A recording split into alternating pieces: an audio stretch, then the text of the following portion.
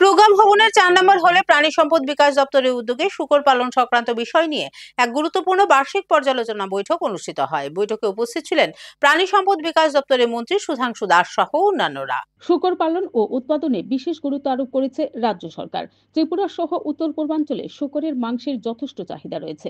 চাহিদার সঙ্গে পাল্লা দিয়ে যোগান নিশ্চিত করতে শূকর পালনে বিশেষ গুরুত্ব আরোপ করে চলেছে রাজ্য সরকার। প্রাণী সম্পদ বিকাশ দপ্তর এই উদ্যোগকে সফল করার লক্ষ্যে কাজ করে চলেছে।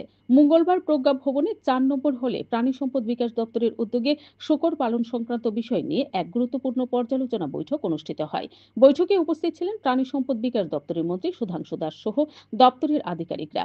এ বিষয়ে বিস্তারিত তথ্য দিতে গিয়ে প্রাণী সম্পদ বিকাশ দপ্তরের মন্ত্রী জানান, উত্তর পূর্বাঞ্চলের রাজ্যগুলিতে শূকরের মাংসের যথেষ্ট চাহিদা রয়েছে। যোগান নিশ্চিত করতে আমাদের রাজ্যে ব্যাপক সংখ্যায় শূকর পালন করা হয়। এই উদ্যোগকে আরও কিভাবে এগিয়ে নিয়ে যাওয়া যায় সেই লক্ষ্যকে সামনে রেখে এই বছরের পর্যালোচনা বৈঠক অনুষ্ঠিত হয় প্রজ্ঞা ভবনে। Bureau report, BTV Tripura news.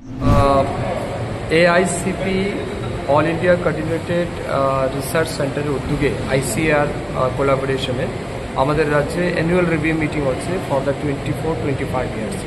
এই রিভিউ মিটিংয়ের মূল উদ্দেশ্য হচ্ছে আমাদের রাজ্যে বা আমাদের দেশে পিগ ফার্মিংয়ের উপর এমফাসিস করা।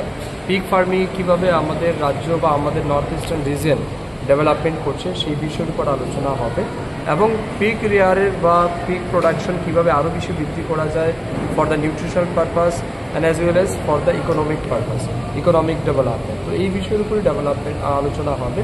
তো আমি ধন্যবাদ জানাচ্ছি AICRP এবং আমাদের ICAR কর্তৃপক্ষকে, যারা ত্রিপুরাকে চুজ করেছে এজ এ হোস্টিং স্টেট। তো আমি মনে করি এটা অনেক গুরুত্বপূর্ণ মিটিং।